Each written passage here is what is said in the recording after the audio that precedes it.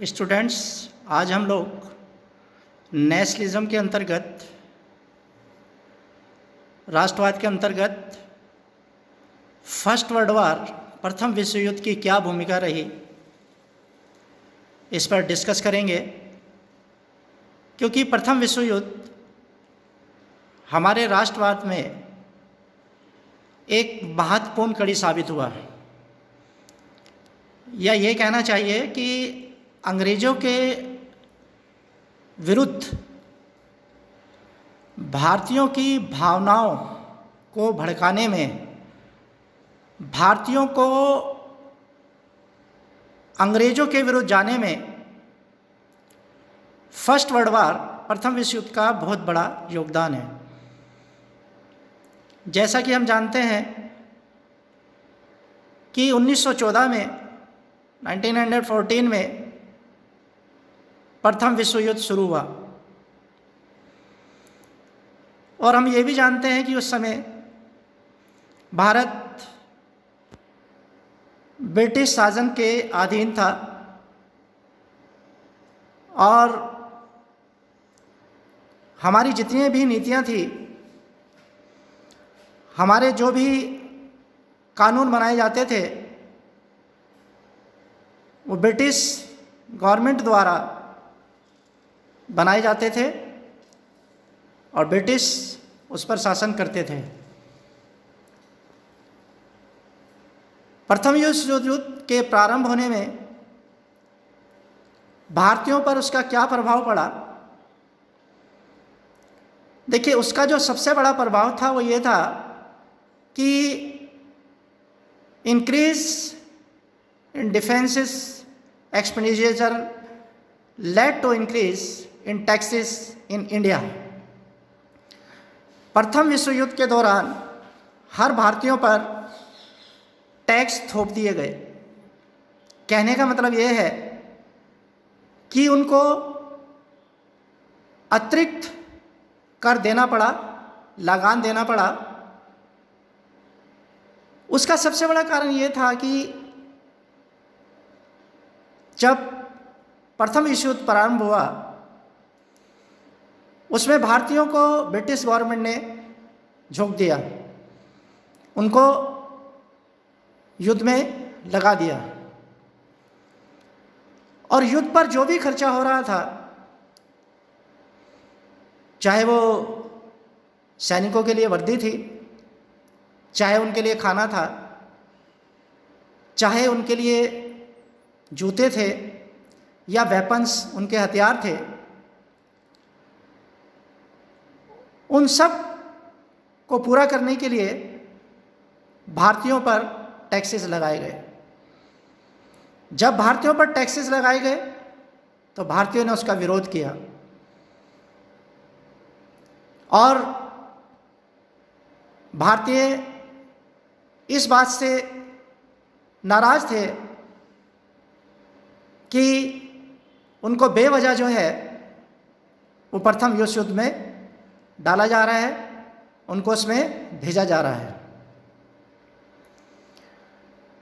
भारतीयों के नाराजगी और विद्रोह का एक सबसे बड़ा और जो कारण था वो था income tax was introduce. Income tax यानी आयकर, जितना आप कमाते हैं उस पर आपको सरकार को कुछ अतिरिक्त कर देना पड़ता है। ये प्रथा आज भी लागू है। लेकिन जब भारतीयों पर एक नया कर लगाया गया तो भारतीयों ने उसका विरोध किया। कस्टम ड्यूटी वर इंक्रीज्ड। कस्टम ड्यूटी यानी जो भारतीय सामान अपना बाहर भेजते थे या जो बाहर से सामान आता था, उस पर भी अतिरिक्त कर लगा दिया गया। उसका क्या परिणाम हुआ कि सभी चीज़ें महंगी हो गई और भारतीयों की पहुंच से बाहर चली गई। Cross field in many parts of India. प्रथम विश्व युद्ध के दौरान हम लोग जानते हैं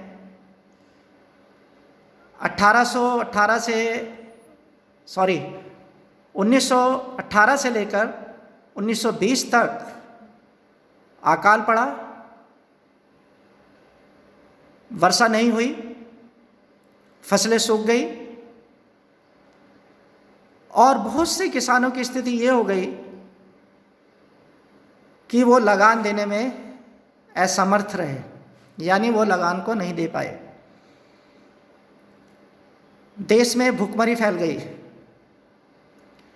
ब्रिटिश सरकार ने इस ओर कोई ध्यान नहीं किया, उसका ध्यान इस ओर गया ही नहीं और वो प्रथम विश्व युद्ध में लगी रही। क्योंकि हम जानते हैं कि फर्स्ट वर्ल्ड वॉर में ब्रिटेन एक महाशक्ति थी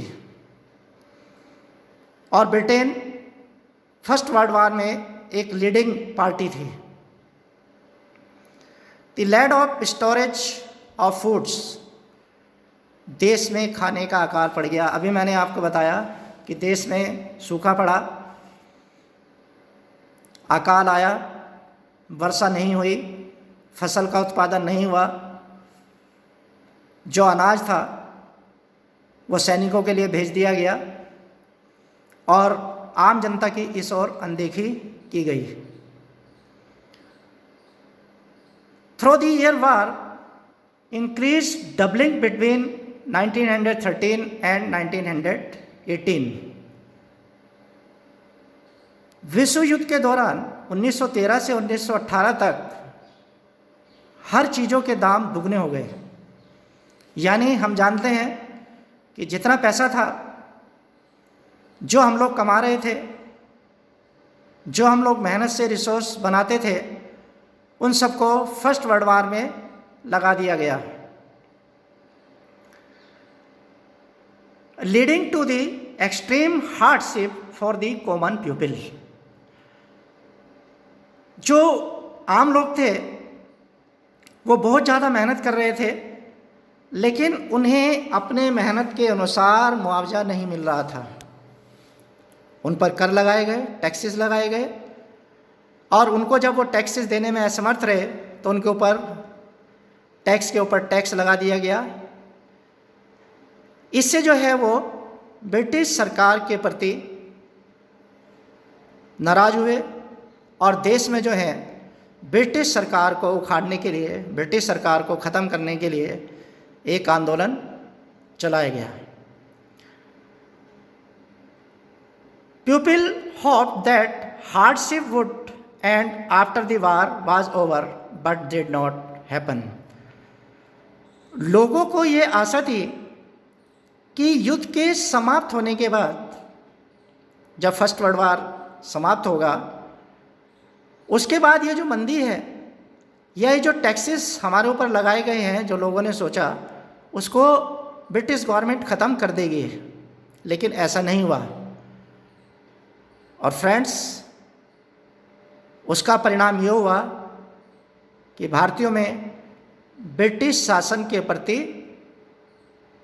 विद्रोह बढ़ता चला गया। अगली स्लाइड्स में हम लोग पढ़ेंगे जो हमारा सबसे मेन, सबसे जिस्ट, इस चैप्टर का जो जिस्ट है वो है नॉन कोऑपरेशन मूवमेंट